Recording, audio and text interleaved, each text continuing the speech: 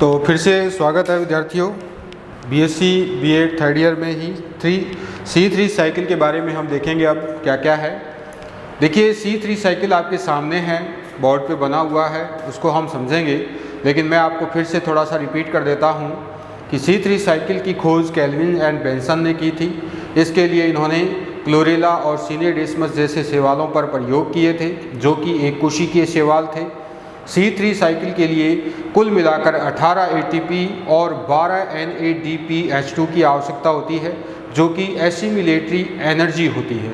और वो assimilatory energy आती कहाँ से है? वो आती है लाइट रिएक्शन से। और ये सारी प्रक्रिया केल्विन साइकिल की स्ट्रोमा रीजन में कंप्लीट होती है, क्लोरोप्लास्ट के स्ट्रोमा रीजन में। क्लियर? तो C3 साइकिल के दौरान प्रथम स्थायी उत्पाद 3 कार्बन युक्त PGA जिसे हम फास्फोग्लिसरिक एसिड भी कहते हैं, उसका निर्माण होता है। 3PGA के निर्माण के लिए कुल मिलाकर 18 ATP और NADPH2 कितनी चाहिए? 12 NADPH2 चाहिए। ठीक है। और इस दौरान 4 प्रकार की क्रिया होती है। C3 साइकिल में कुल मिलाकर कितने प्रोसेस हैं? 4 प्रोसेस हैं। पहली प्रक्रिया में कार्बोक्सिलेशन की प्रक्रिया है जिसमें कार्बन डाइऑक्साइड का स्थिरीकरण होता है। दूसरी प्रक्रिया में जो है यहाँ से रिडक्शन होता है, जो कार्बन डाइऑक्साइड के बाद जो PGA बना है अपचयन के बाद, उसका फिर क्या होता है? रिडक्शन फिर से होगा, अपचयन होगा। और अपचयन के बाद फिर आगे तीसरी प्रक्रिया में ग्लूकोज जो हेक्सोज शर्करा है उसका निर्माण होगा।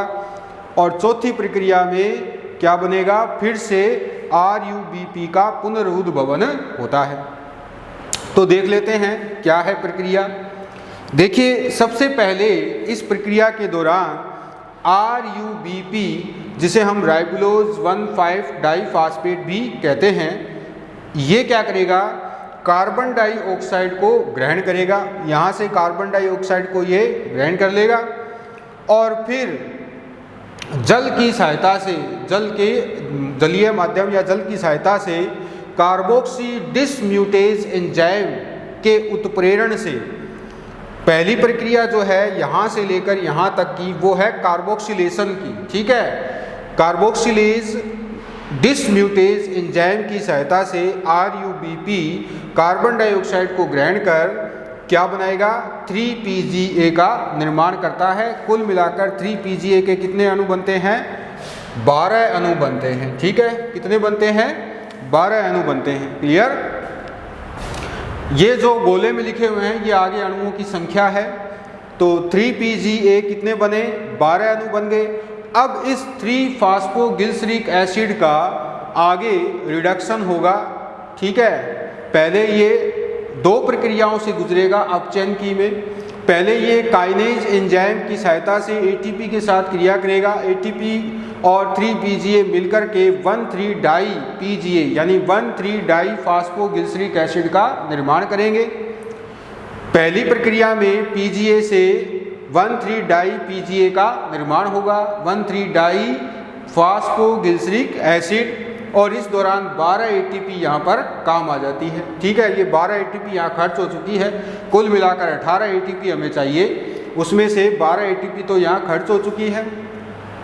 अब दूसरे प्रोसेस में डिहाइड्रोजिनेज एंजाइम की उपस्थिति में 12 NADPH2 की सहायता से, ये 12 NADPH2 है, इसकी सहायता से डिहाइड्रोजिनेज एंजाइम की उपस्थिति में 1,3-डाई-PGA इसमें बदल जाएगा 3-फास्फोग्लिसरैल्डिहाइड में बदल जाएगा। 3-फास्फोग्लिसरैल्डिहाइड में बदल जाएगा, एल्डिहाइड बन जाएगा इसका अब। यानी इसका डिहाइड्रोजिनेज एंजाइम की उपस्थिति में क्या हो रहा है? अपचयन हो गया और ये क्या बन गया? ग्लिसरैल्डिहाइड बन गया है, 3-फास्फोग्लिसरैल्डिहाइड। ठीक है। इसके कितने अणु बने? इसके 12 अणु बने। ठीक है। कुल मिलाकर 12 अणु जो है इसके बन जाते हैं। ये बन चुके हैं 12 अणु। यहाँ तक 2 प्रोसेस कंप्लीट हुए हैं। पहला कार्बोक्सिलेशन का, दूसरा इसके अंदर इसका अपचयन हुआ है। ठीक है। पहले प्रोसेस में जल के साथ क्रिया हुई कार्बोक्सी डिसम्यूटेज एंजाइम की सहायता से। दूसरी प्रक्रिया में अपचयन वाली में 2 प्रोसेस हैं। पहले प्रोसेस में एटीपी के साथ क्रिया होती है काइनेज एंजाइम की उपस्थिति में और 1,3 डाईपीजीए बनेगा। दूसरी प्रक्रिया में डीहाइड्रोजनेज एंजाइम की उपस्थिति में 12 NADPH2 से NADP इधर ये बन जाएंगे और आगे बन जाएगा 3 फास्फोगिलिसरैल्डिहाइड, कुल मिलाकर 12 अणु। अब ये 12 अणु आगे बाकी के जो 2 प्रोसेस हैं, जिसमें पहला है हेक्सोज शर्करा का निर्माण और दूसरा है RUBP का पुनरुद्भवन। तो देखिए कैसे हैं, कुल मिलाकर इसके 12 अणु बने हैं, जिसको 4 भागों में डिवाइड कर लिया है मैंने, 2, 5, 3 एंड 2। कुल मिलाकर 12 हो गए, 2, 5, 7, 3, 10, 2, 12। सबसे पहले हम सबसे बड़ी वाली संख्या को लेकर के चलेंगे, जो ये 5 वाली संख्या है, इसको लेकर के चलेंगे। याद करने का आसान तरीका है, सबसे बड़ी वाली संख्या यानी 5 जो है उसको लेकर के चलते हैं। तो इसमें से ये 5 अणु आइसोमरेज यानी समावी जो एंजाइम है, तो यहाँ पर कौन सी प्रक्रिया हो रही है, समावीकरण की प्रक्रिया हो रही है। क्लियर? तो ये 5 अणु समावीकरण द्वारा डाईहाइड्रोक्सी एसीटोन फास्फेट का निर्माण करते हैं, जिसे मैंने शॉर्ट में लिखा है DIHAP। इसके कितने अणु बनेंगे? 5 अणु बनेंगे, क्योंकि 5 ही इधर से आया तो ये 5 ही बनेंगे। आइसोमरेज यानी इसका समावीकरण हो जाता है इन 5 अणुओं का और बन जाता है DIHAP यानी डाईहाइड्रोक्सी एसीटोन फास्फेट। बन गया? क्लियर?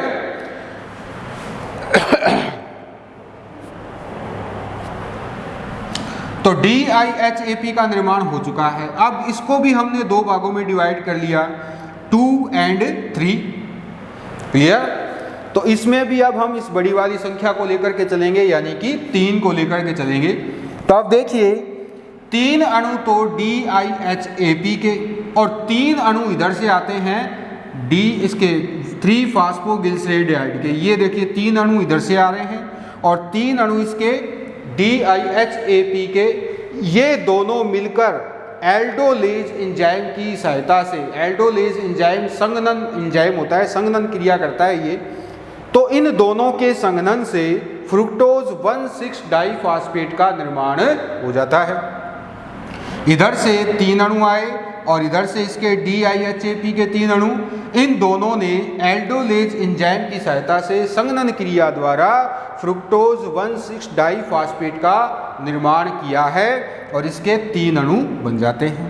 कितने अणु बन गए इसके? 3 अणु बन गए। ठीक है। अब इस फ्रुक्टोज 1,6 डाइफास्फेट का क्या हो जाएगा? डीफास्फेट हो जाएगा, डीफास्फेटीकरण हो जाएगा। फास्फोटेज एंजाइम की सहायता से जो जल का अणु है उससे आगे फास्फेट का निर्माण होगा और ये फ्रुक्टोज 1,6 डाइफास्फेट जो है फास्फोरिलीकरण द्वारा फ्रुक्टोज 6 फास्फेट में बदल जाएगा, वी फास्फोरिलीकरण द्वारा, सॉरी।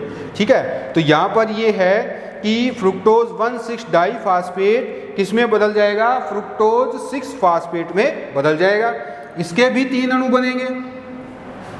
ठीक है। दोबारा से देख लीजिए, 3 फास्फोगिलिसरैल्डिहाइड के 12 अणु बने हैं, 2, 5, 3 एंड 2। इसमें से 5 अणु जो है वो समावीकरण प्रक्रिया द्वारा DIHAP में बदल चुके हैं। इसको भी हमने 2 भागों में डिवाइड कर लिया, 2 एंड 3। तो इसके 3 अणु और इधर से 3 फास्फोगिलिसरैल्डिहाइड के 3 अणु, ये 3 और 3 मिलकर के एल्डोलेज एंजाइम की सहायता से संघनन क्रिया द्वारा फ्रुक्टोज 1,6 डाइफास्फेट का निर्माण कर लेते हैं और ये फ्रुक्टोज 1,6 डाइफास्फेट आगे वी फास्फोरिलीकरण द्वारा फ्रुक्टोज 6 फास्फेट का निर्माण कर लेता है। इसके भी 3 अणु बनेंगे, 2 इधर हैं और 1 इधर। तो इसका जो 1 अणु है वो आगे हेक्सोज में कन्वर्ट हो जाएगा। ये फ्रुक्टोज 1,6 फास्फेट जो है आगे हेक्सोज में बदल जाएगा। अब ये 2 बच गए। ठीक है। अब देखिए आगे क्या होता है। अब आगे ये होता है कि जो ये वाले 2 हैं, कौन से? 3 फास्फोगिलिसरैल्डिहाइड के, ये बचे हुए इधर वाले 2 इधर भी बचे हुए हैं और इधर भी बचे हुए हैं, 2 दोनों तरफ बचे हुए हैं। तो पहले कौन सी भी ले सकते हैं, तो ये वाला ज़्यादा बढ़िया रहेगा। अब इन 2 अणुओं को देखते हैं। ये 2 अणु इधर से आते हैं, ये आ रहे हैं। ठीक है, आ गए इधर। और इसके 2 अणु फ्रुक्टोज 6 फास्फेट के 2 अणु। ये तो 2 आ गए 3 फास्फोगिल्सरेडिहाइड के और 2 आ गए इसके। ये यहाँ ट्रांसकीटोलेज एंजाइम की सहायता से क्या बनाएंगे, 2 उत्पाद बनाते हैं। पहला है इरिथ्रोज 4 फास्फेट, ये वाला जो बना है इसके 2 अणु बनेंगे। इरिथ्रोज 4 फास्फेट के कितने अणु बनेंगे, 2 अणु बनेंगे। और 2 अणु किसके बनेंगे, जाइलुलोज 5 फास्फेट के 2 अणु बनेंगे। ये जाइलुलोज 5 फास्फेट के 2 अणु बन गए। ठीक है, यहाँ मैंने 2+2 लिखा है, अभी 2 ही बने हैं, आगे के 2 आगे देखेंगे। तो इधर से 3 फास्फोगिल्सरेडिहाइड के 2 अणु आ गए और इधर से ये वाले फ्रुक्टोज 6 फास्फेट के 2 अणु, इन दोनों ने मिलकर फिर आगे 2 भाग बना लिए। कौन कौन से उत्पाद, इरिथ्रोज 4 फास्फेट और जाइलुलोज 5 फास्फेट। 2 अणु इसके बने, 2 अणु इसके बन गए। ठीक है, अब देखिए आगे क्या होगा। अब ये इरिथ्रोज 4 फास्फेट बन चुका है, क्लियर। अब इस DIHAP के 2 अणु अभी बचे हुए हैं, तो ये 2 अणु इधर से आएंगे और ये हैं ही 2 अणु इधर इरिथ्रोज 4 फास्फेट के। इधर से डाईहाइड्रोएक्सीटोन फास्फेट के 2 अणु और इधर से इरिथ्रोज 4 फास्फेट के 2 अणु, ये दोनों संघनन क्रिया द्वारा, यहाँ पर देखिए फिर से एल्डोलेज एंजाइम आ गया है, तो ये संघनन क्रिया द्वारा सीडूहेप्टुलोज 1,7 डाईफास्फेट का निर्माण कर लेते हैं।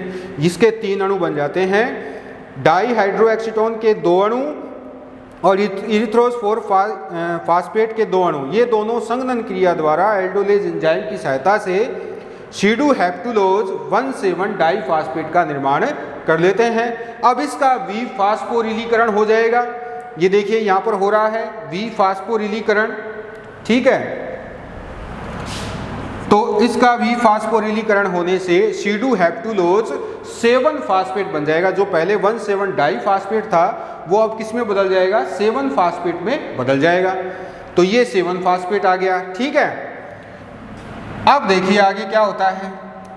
ये 5 काम आ चुके हैं, ये 3 भी काम आ चुके हैं, ये 2 भी काम आ चुके हैं। ठीक है, अब बचे हैं ये दोनों, तो ये दोनों 2 जो बचे हैं 3 फास्फोगिल्सरेडिहाइड के इधर वाले, ये इधर से आएंगे और सीडूहेप्टुलोज के 2 अणु इधर से आएंगे। ठीक है, ये तो इधर से आ गए और ये दोनों इधर से आ गए। ये दोनों ट्रांसकीटोलेज एंजाइम की सहायता से 2 उत्पाद बनाते हैं। कौन कौन से हैं 2 उत्पाद वो, पहला उत्पाद तो ये रहा राइबोज 5 फास्फेट, इसको हम क्या कहेंगे, राइबोज 5 फास्फेट, क्लियर। और दूसरा 2 अणु इसके बना लेते हैं जाइलुलोज 5 फास्फेट के, इसीलिए मैंने 2+2 लिखा था यहाँ पर। 2 तो इधर से बने थे और 2 ये बना रहे हैं, तो कुल ये कितने हो जाते हैं, 4 हो जाते हैं। ठीक है, तो राइबोज 5 फास्फेट और जाइलुलोज 5 फास्फेट, ये इन दोनों द्वारा इस तरह से बनाए जाएंगे। 2 तो आएंगे 3 फास्फोगिल्सरेडिहाइड के और 2 आएंगे इधर से सीडूहेप्टुलोज के। ट्रांसकीटोलेज एंजाइम की सहायता से एक बनेगा राइबोज 5 फास्फेट, दूसरा बनेगा जाइलुलोज 5 फास्फेट। ठीक है, अब देखिए आगे क्या होगा। अब ये दोनों राइबोज 5 फास्फेट और जाइलुलोज 5 फास्फेट, इसके तो 4 अणु और इसके 2 अणु, ये दोनों यहाँ पर संयुक्त होंगे। ठीक है, आइसोमरेज इधर काम करेगा और इधर काम करेगा एपीमरेज।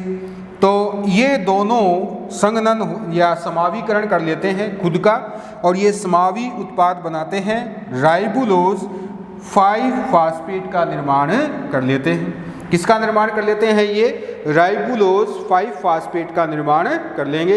राइबोज 5 फास्फेट और जाइलुलोज 5 फास्फेट के 4 अणु ये इधर से आए हैं। ठीक है, और ये इधर से आए हैं, ये दोनों मिलकर राइबुलोज 5 फास्फेट बना लेते हैं।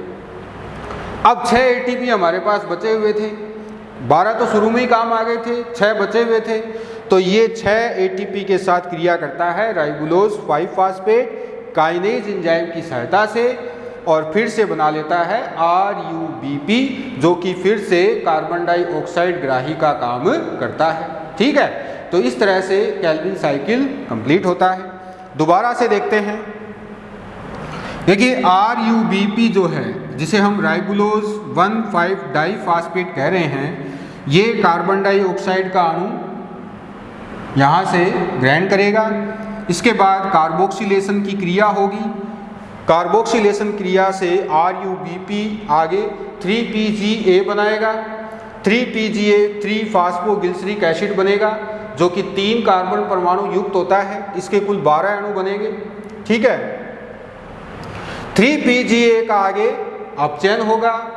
पहली प्रक्रिया में ये ATP के साथ क्रिया करेगा, काइनेज एंजाइम की उपस्थिति में बन जाएगा 1,3-डाई-PGA 1,3-डाई-फास्फोग्लिसरिक एसिड। फिर दूसरी प्रक्रिया में ये 12 NADPH2 से क्रिया करेगा डीहाइड्रोजनेज एंजाइम की उपस्थिति में, तो बन जाएंगे 3-फास्फोग्लिसरैल्डिहाइड के 12 अणु। ठीक है, इन 12 अणुओं को 2, 5, 3 और 2 में हमने डिवाइड कर लिया है। तो सबसे पहले बड़ी संख्या को लेकर के चलते हैं। इसके 5 अणु आइसोमरेज एंजाइम की सहायता से DIHAP यानी डाईहाइड्रोक्सी एसीटोन फास्फेट का निर्माण कर रहे हैं। यहाँ पर डाईहाइड्रोक्सी एसीटोन फास्फेट बन रही है। ठीक है, इसके 5 अणु बनते हैं। अब इसके 5 अणुओं को भी हमने 2 भागों में डिवाइड कर लिया, 2 और 3। सबसे बड़ी संख्या 3 है तो इसको लेकर के चलेंगे। तो इधर से इसके DIHAP के 3 अणु और इधर से 3 अणु 3-फास्फोग्लिसरैल्डिहाइड के ये आएंगे। ये दोनों संघनन क्रिया द्वारा एल्डोलेज एंजाइम की सहायता से संघनन क्रिया द्वारा फ्रुक्टोज 1,6 डाइफास्फेट के 3 अणुओं का निर्माण करते हैं। फ्रुक्टोज 1,6 डाइफास्फेट का विफास्फोरिलीकरण हो जाएगा। ठीक है, फास्फेटेज एंजाइम की सहायता से, तो फ्रुक्टोज 6 फास्फेट का निर्माण होगा। ये फ्रुक्टोज 6 फास्फेट के 3 अणु बनेंगे। 2 ये रहे, 1 ये रहा। इधर वाला एक हेक्सोज में कन्वर्ट हो जाएगा, हेक्सोज में बदल जाएगा, शर्करा का निर्माण हो जाएगा। ठीक है, और ये 2 बच जाएंगे। क्लियर। अब इधर से ये 2 अणु, कौन से, ये वाले 2 अणु, ये 2 अणु आते हैं 3P जो फास्फोग्लिसरैल्डिहाइड है उसके, और 2 अणु इधर बचे हुए थे ये फ्रुक्टोज 6 फास्फेट के। ये दोनों मिलकर ट्रांसकीटोलेज एंजाइम की सहायता से 2 उत्पाद बनाते हैं। पहला है एरिथ्रोज 4 फास्फेट, दूसरा है जाइलुलोज 5 फास्फेट। इसके 2 अणु बनेंगे इधर से, तो ये बन जाएंगे। अब एरिथ्रोज 4 फास्फेट और अब 2 अणु इसके बचे हुए थे DIHAP के, ये इधर से आ जाएंगे। ठीक है, इधर आकर के ये संघनन क्रिया द्वारा सीडोहेप्टुलोज 1,7 डाइफास्फेट का निर्माण कर लेते हैं। DIHAP के 2 अणु बच गए थे वो इधर से आ जाएंगे, और इधर से एरिथ्रोज 4 फास्फेट जो है, क्योंकि ये जो प्रक्रिया हो रही है हेक्सोज का निर्माण भी हो गया है, तो ये जो प्रक्रिया है वो RuBP का पुनर्निर्माण है। तो इधर से देखिए ये 2 फ्रुक्टोज 6 फास्फेट के 2 और इधर से आए इसके एल्डिहाइड के 2, इन दोनों ने मिलकर ट्रांसकीटोलेज एंजाइम की सहायता से एरिथ्रोज 4 फास्फेट और जाइलुलोज 5 फास्फेट इस तरह से 2 उत्पादों का निर्माण किया है। अब एरिथ्रोज 4 फास्फेट के 2 अणु और DIHAP के बचे हुए 2 अणु, ये दोनों संघनन क्रिया द्वारा सीडोहेप्टुलोज 1,7 डाइफास्फेट के 3 अणुओं का निर्माण कर लेते हैं। ये सीडोहेप्टुलोज 1,7 डाइफास्फेट विफास्फोरिलीकरण क्रिया द्वारा सीडोहेप्टुलोज 7 फास्फेट में बदल जाएगा। ठीक है, इसके 2 अणु हो जाएंगे, अब ये 7 फास्फेट में बदल जाएगा। ठीक है, अब ये तो सारे काम आ गए। बचे हैं ये दोनों 3-फास्फोग्लिसरैल्डिहाइड के इधर वाले 2 बचे हैं, तो इधर से ये दोनों आ जाएंगे, और सीडोहेप्टुलोज जो 7 फास्फेट है उसके दोनों अणु, ये दोनों ट्रांसकीटोलेज एंजाइम की सहायता से फिर आगे 2 उत्पाद बनाते हैं। पहला है राइबोज 5 फास्फेट और दूसरा है जाइलुलोज 5 फास्फेट। तो इसके 2 अणु और आ गए, तो 2 इधर से आए थे, 2 ये हो गए, तो 4 हो गई। ये 2 + 2 इसलिए लिखा है। राइबोज 5 फास्फेट जो बना है, ठीक है, ये, और इधर से जाइलुलोज 5 फास्फेट के 4 अणु, ये सारे मिलकर समावीकरण क्रिया द्वारा आइसोमरेज एपीमरेज एंजाइम की सहायता से राइबुलोज 5 फास्फेट का निर्माण करते हैं। ये राइबुलोज 5 फास्फेट जो है आगे ATP से क्रिया कर काइनेज एंजाइम की उपस्थिति में RuBP का पुनर्निर्माण कर लेता है, और अब ये RuBP कार्बन डाइऑक्साइड को ग्रहण करने के लिए उपलब्ध होता है। तो इस तरह से कार्बन डाइऑक्साइड का स्थिरीकरण पाया जाता है C3 पादपों में। ठीक है, तो आज के लिए बस इतना ही। इसको घर पे बना करके देखोगे 3-4 बार, तब ये जा कर के समझ में आएगा। Thank you very much.